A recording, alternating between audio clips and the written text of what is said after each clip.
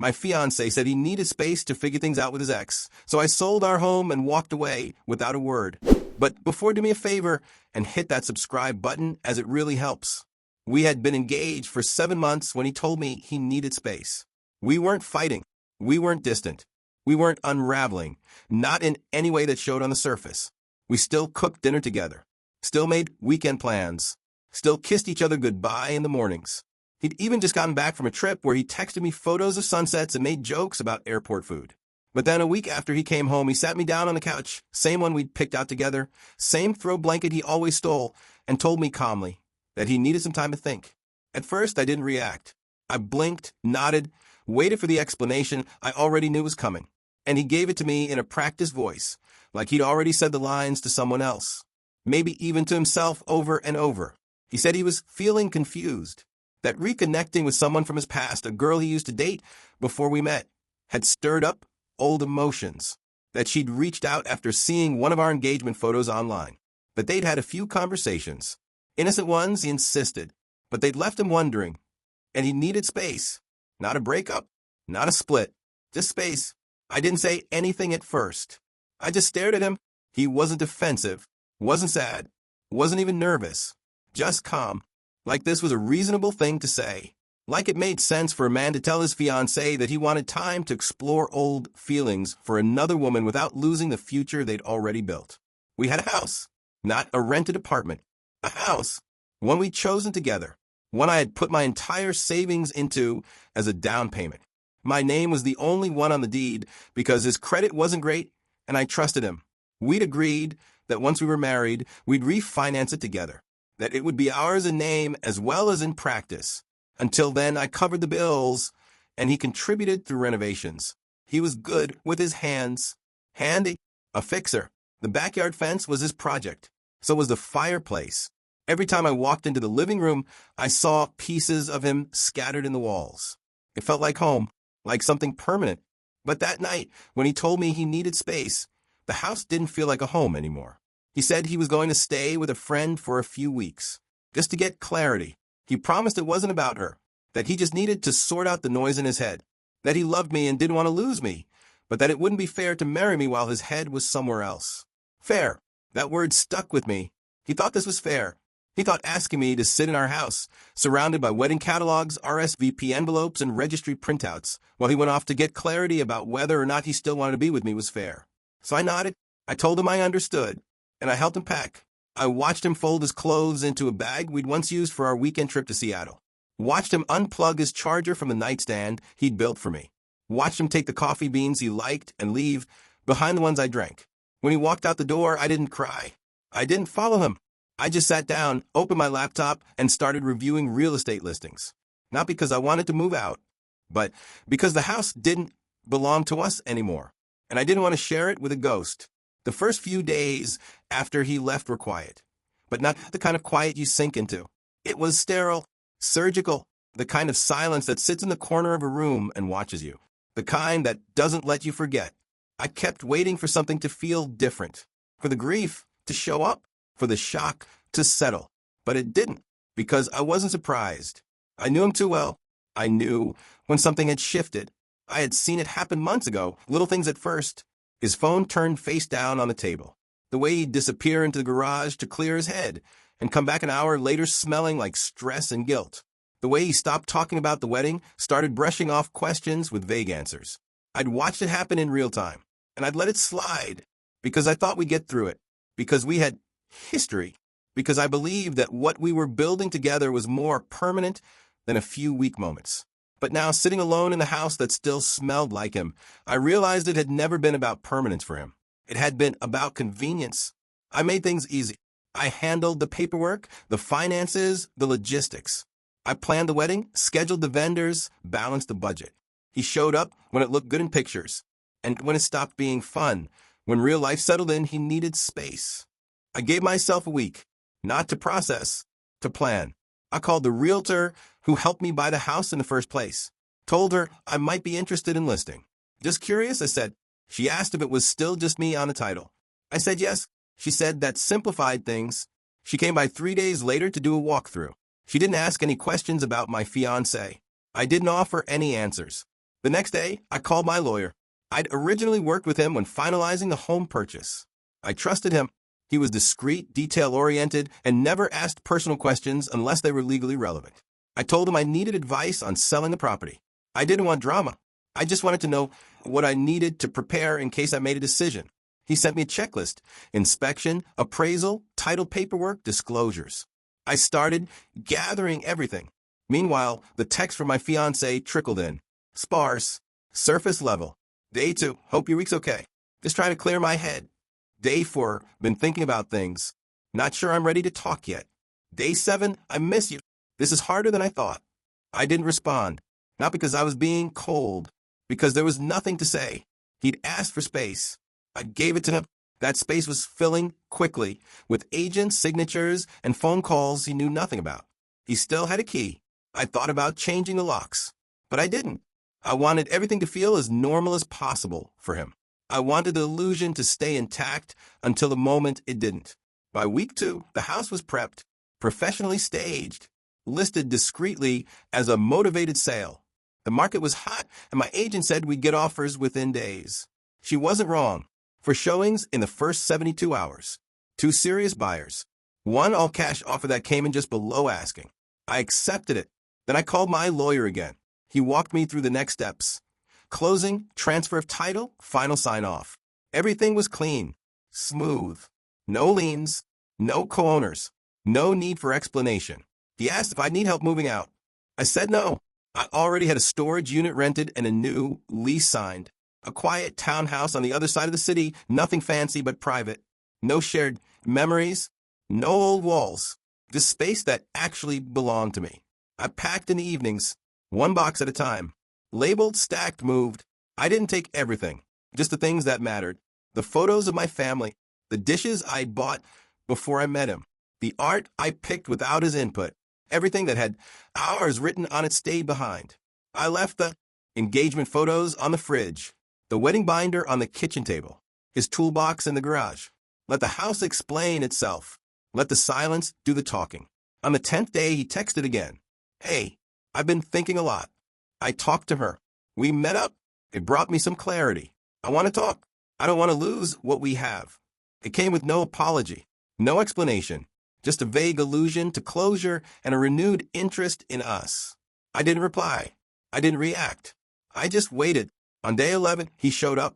I was home, sitting on the couch, watching a documentary on my laptop with headphones in. The door opened like it always did. His key still worked.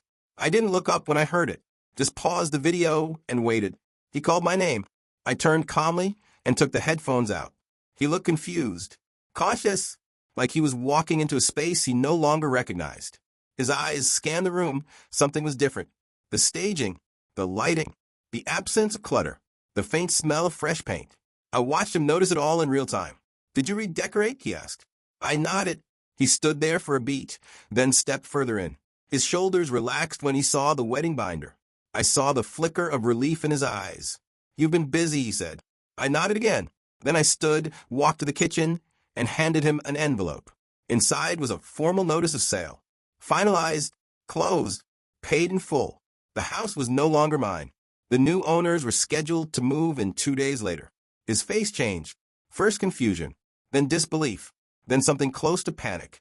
You sold the house? I said nothing. Wait, what does this mean? I didn't answer. I didn't owe him an answer. He stared at me, trying to piece it together, trying to understand how I had dismantled our life without so much as a fight, trying to figure out where it had gone wrong, how I had moved faster than his indecision. He started to speak again, but I walked past him, out the door, down the driveway, to the car that held everything I needed. He didn't follow. The drive away from that house wasn't triumphant. It wasn't cinematic. No swelling music. No tearful montage. Just me in a quiet car, surrounded by labeled boxes and clean decisions. I didn't look back. Didn't take one last photo. The life I'd left behind wasn't something I wanted to preserve. It was something I'd already outgrown. That house had been a plan, a future we were supposed to build together. But once he walked out, it became a shell. And once I sold it, it became proof. I moved into the townhouse that same night, unloaded everything by myself, ordered takeout, didn't post anything on social media, didn't call friends. I wanted the first night in my new place to belong to me, and only me. I didn't cry. I didn't replay what he said. I didn't wonder if he was sitting with his ex, going through the same emotional spiral. I knew he wasn't, because people like him don't spiral. They float. They drift from one comfort zone to the next, always assuming that the past will wait for them. The next morning, my phone lit up with missed calls. He'd left 4 voicemails. I didn't listen to them. Then the text started. Please talk to me. Where are you? What happened? Why would you do this without saying anything? You didn't even let me explain. The last one made me pause. Explain what? That he needed to compare me to someone else to decide if I was enough? That he couldn't stay committed without wandering back into old territory? That the future we'd built only mattered if it didn't compete with his nostalgia? No, I didn't need the explanation. I'd already lived the outcome. 2 days later, the new owners moved into the house. I knew because the realtor emailed me a polite thank you and attached a closing statement with final signatures. I read it once, saved it to a folder, and moved on. That house no longer existed in my life. It wasn't a loss. It was an extraction. That same afternoon, he showed up again, this time at my new place. I'd forgotten that he still had access to my calendar, something we used to sync for appointments. I guess he figured out where I was. I opened the door, saw his face, and felt absolutely nothing. He looked exhausted, not physically, emotionally, like someone who'd spent 2 weeks realizing they weren't as central to someone else's life as they thought. Can we talk? He asked. I stepped outside and closed the door behind me. He didn't take it well. I don't even know what happened, he started. I asked for space. I didn't ask you to end everything. I just stared at him. You didn't give me time. You didn't even check in. You just vanished, still silent. You sold the house, my name. That was our house. Now I spoke. No, that was my house. I just let you live in it. He opened his mouth, then closed it again. I want to be honest with you, he said, softer now. I thought I was doing the right thing. I didn't want to cheat. I didn't want to lie. I needed to figure things out. So you put me on hold, I said. You wanted to shop around and come back if you didn't find something better. He didn't deny it. He didn't apologize. He just stood there, like someone who finally realized that the door he assumed would stay open had been quietly locked behind him. I'm messed up, he finally said. I see that now. I nodded. Is there any chance? No. I didn't say it with anger, just finality. No. He left without arguing. I didn't watch him walk away. That was the last time I saw him in person. The text slowed over the next few days. One-liners mostly. Apologies without direction. Memories tossed out like bait. Then, eventually, they stopped altogether. A month later, I received a package, no return label. Inside was the engagement ring. A note. No words. Just my name. I sold the ring the same week and put the money into a savings account under a new goal. Whatever the hell I want. I changed my phone number. Updated my emergency contacts. Got a new email. Started over in every way that mattered. Not because I was running, but because I wasn't waiting. People asked eventually. Friends. Colleagues. My mom. I gave them the simplest version. He left. I let them. They didn't press. Because my tone didn't invite questions. Time passed. Not in some dramatic healing journey kind of way. Just in the real sense. Days into weeks, weeks into months. The air shifted. Seasons changed. I got used to the layout of the new place. Started waking up without reaching for my phone to check for his name. The absence that had once filled every corner of my day slowly shrank to a small, manageable space in the back of my mind. Not forgotten. Just done. I didn't tell people the full story. Not because I was embarrassed. Because there wasn't anything left to analyze. I didn't need to explain myself to anyone who thought what he did was somehow normal. That it was okay for someone to ask for space to rekindle feelings for an ex while still holding on to me like a placeholder. That it was honest for him to admit he had doubts, while leaving me in the house we built together to carry the weight of the future alone. It was never about the house.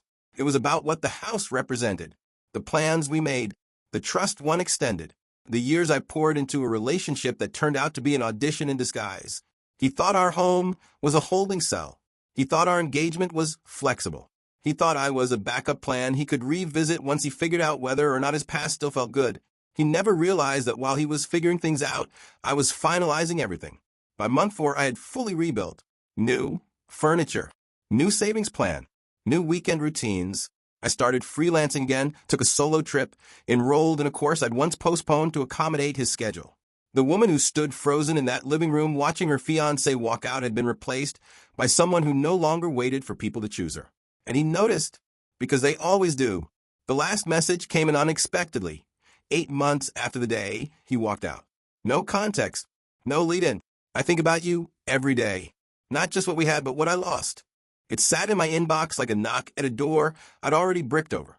I didn't open it right away. Didn't feel the urge to respond. Just read it once and left it there, unanswered. Just like every question he never had the courage to ask before he made his choice. Because that's what it was, a choice. He didn't stumble. He didn't get confused. He didn't trip over feelings and accidentally hurt me. He made a calculated decision to step outside of our life and weigh his options. And when he realized the door didn't swing back the way he'd hoped, he knocked like nothing had changed. But everything had. The house was gone. The keys were useless. The wedding was canceled, the dress sold, the venue refunded, the photos deleted. And me? I had moved on. I never posted a single word about it online. Never subtweeted. Never hinted at betrayal. I didn't leave clues for him to find, hoping he'd understand the depth of what he'd broken. I didn't weaponize silence. I lived in it. And the truth is that's what undid him. He expected a scene. Expected yelling, tears, an apology arc he could slide into once he was ready. He expected me to wait, to leave the light on, to let the pain simmer and then forgive him because he came back with new clarity. But what he found was a woman who didn't need closure because she had already given it to herself. My closure wasn't a speech. It was a clean title transfer, an empty driveway, a locked door, and a life that didn't make space for people who left in the middle of the story. I haven't heard from him since that last message. Didn't block him. Didn't ghost him. Just made myself unreachable. Because people like him don't need confrontation. They need consequences. Not loud ones. Not angry ones. Just the kind that stare them in the face quietly and remind them of everything they could have had if only they'd stayed. I still pass the street where our old house was sometimes. The new owners painted it a pale blue. Planted hedges out front. Added shutters. It doesn't look like the place we planned a wedding in. It doesn't feel like the space I watched fall apart. It's just another house now. For walls that once held a future that didn't deserve me. And I'm okay with that. Because that woman who held her breath when he said he needed space, who sat in a house filled with memories waiting for him to come back, that woman isn't here anymore. She walked out the front door, sold the entire story, and never looked back. And she never said a word.